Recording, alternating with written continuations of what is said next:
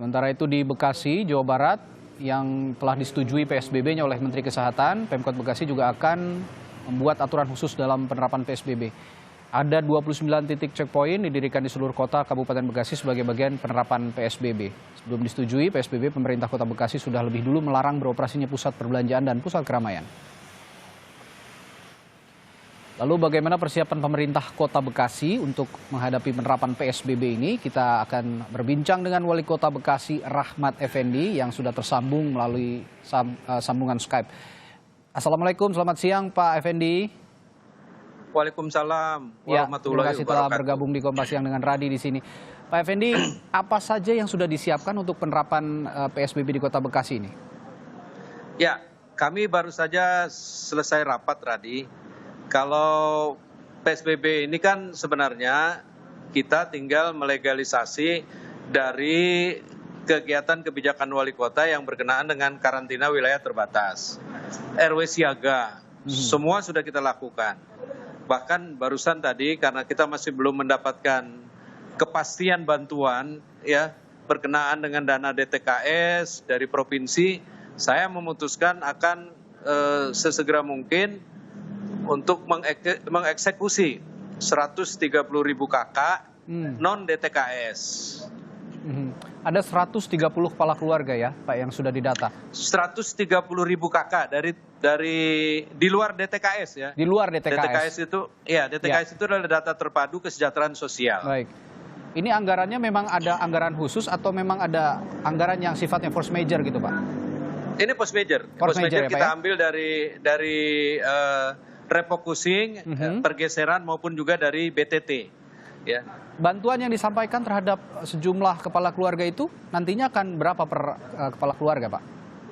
Tadi kami hitung-hitung sekitar 200.000 ya. 200.000 Makanya ya? ini akan berbeda antara DKI yang mau memberikan ke warganya, Jawa Barat memberikan 500 tapi kami belum jelas dapat berapa. Maka sekarang yang non DTKS itu kita eksekusi dulu. Baik.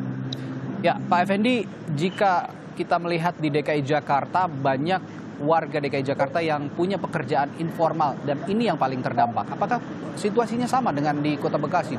Para pekerja informal di sana justru yang paling banyak terdampak. Nah tadi itu data informal atau pekerja informal yang dianggap berdampak terhadap krisis COVID ini, ya kita hitung ada sekitar 130.000. Oh baik. Jadi kita ambil ya itu 30% dari 725-an ribu kakak yang ada di Kota Bekasi. Dari 725.000 ada 130.000 pekerja informal dan juga masyarakat menengah ke bawah yang terdampak COVID-19 ini dan akan diberikan bantuan. Masih ada lagi data DTKS 106 ribuan. 106.000 ditambah data DTKS dan masing-masing ya, nanti akan jadi 240-an itu. 240. Masing-masing akan mendapatkan 200.000 per kepala keluarga di luar bantuan yang disampaikan pemerintah pusat berarti ya Pak ya? Betul. Ya, soal checkpoint Pak, checkpoint dari pemberlakuan pembatasan sosial berskala besar ini. Informasinya ada 29 ya Pak ya, kalau saya tidak salah ada 29 checkpoint 29 titik. Ya, betul. 29 titik. Ini di mana saja ya. Pak? Di titik-titik ini bisa dijelaskan? 29 titik itu kan kita punya 4 daerah yang bersinggungan.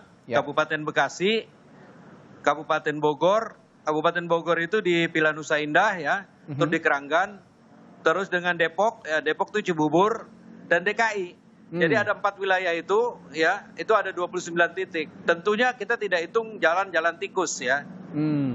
Nah, jalan-jalan tikus itu seperti apa nanti Pak penerapannya? Ini justru yang sulit dideteksi oleh petugas karena banyak jalan alternatif yang tidak dijaga justru oleh petugas menjadi mobilitas mereka sehari-hari. Nah, ini memang menjadi kendala, tapi tentunya kita akan siapkan dengan cara tertentu ya. Yang di 29 ini tentunya sama dengan DKI.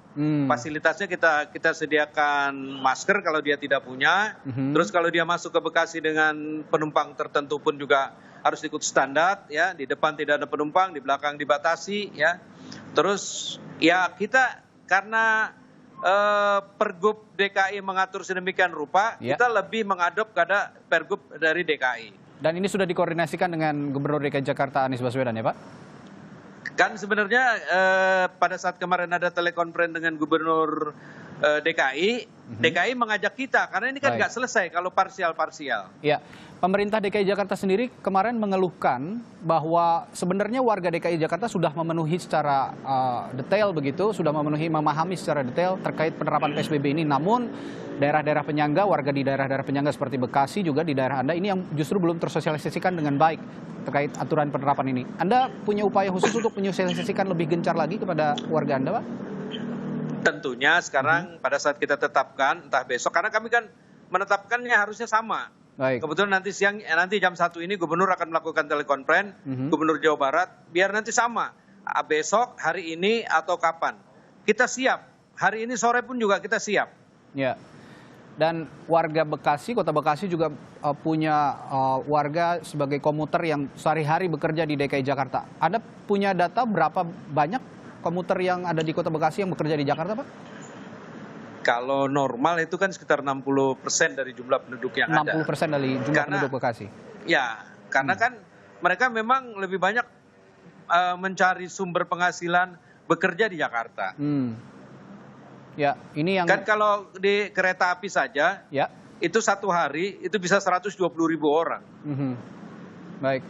Artinya saat ini kondisinya pemerintah Kota Bekasi sudah siap mendukung aturan PSBB yang juga diterapkan terlebih dahulu oleh pemerintah Provinsi DKI Jakarta ya Pak Effendi, ya, kita nantikan bersama untuk... Dan kita berharap 5 kabupaten kota, Bekasi, Depok, Bogor dengan DKI ini bersama saling supaya lebih efektif. Tidak ada ego sektoral ya Pak ya, saling membantu dan saling berkoordinasi begitu ya Pak ya.